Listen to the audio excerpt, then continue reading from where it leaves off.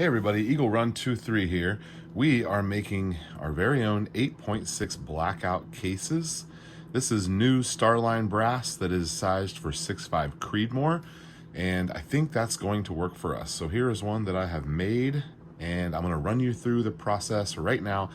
It's actually not too bad once you've got everything that you need. I showed you the jig a couple videos ago. Refer to the 8.6 blackout playlist. The jig is in there. We talked about that. We also talked about this Harbor Freight Drill Master little chop saw here, Starline brass, and then the only thing you need other than that is chamfer deburr tool and a case trimmer. We've got this Hornady case trimmer that came in. The only thing you need to know about this is that you must use Hornady branded shell holders. I did not have a Hornady shell holder. I had a couple of these Lee ones that came in my 8.6 blackout dies. They do not work with the Hornady specific turner, so I had to go pick up one of those. But let me run you through here on the cases. We're gonna chop a couple of cases. Here's what they look like after they're chopped. Let me chop one here for you, and I'll show you how this works. There's a little ball detent that holds that in the same place each time. Now there is a little bit of play in here, but you'll get the you'll get them square whenever you turn them on your Hornady.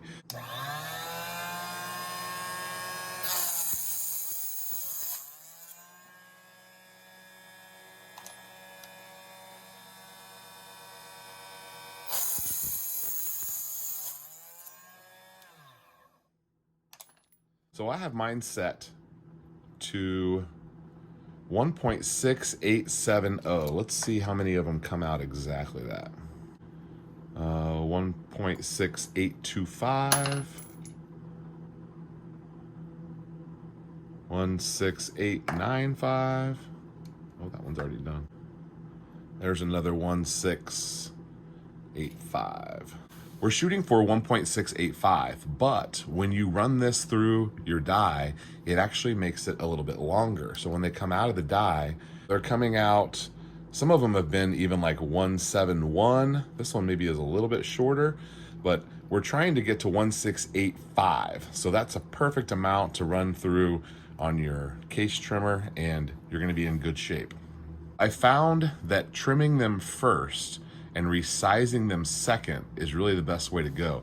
So before you run over on your dies, I go ahead and hit them so I don't tear up the inside of my die. And this is just a real light deburr. We're not really trying to prep them to take a bullet. We're just trying to keep them from tearing up our dies. And then I lube very liberally. Lube inside, get some down, stuffed on the inside of the neck, and then I run that up and through my die. Since there's not much neck to punch out, it actually is much simpler. If you were to punch the neck out first, you have all of this material that you're resizing, and I actually had a case split doing that. So doing it this way, I have not split any cases. Now we are not annealing anything yet. Annealing will be coming later on. Once we get a little further along in our reloading process here, I'm going to add an annealer to my toolbox. We are not able to anneal anything. So once they go through there, they come out like this, and I noticed that this neck is not perfectly flat on top, but we can fix that over on the case trimmer. So I don't really know how you're supposed to set this up, but I'll tell you how I did it. I made sure this was pushed all the way in, and then I just got my calipers real close to where I think they should come. Oh, we gotta make sure I'm on the inside of that. Right back there to where the bottom of the case will hit. And right there to the cutting tip. And I wanna be 1.685 or so. And they've been coming out really nicely. So let's get this one chalked up in there, and I'll show you how this works. So that pilot will work onto the case, and you would want to mount this if you're going to do any more than just one here, but we'll just do it like this for demonstration purposes.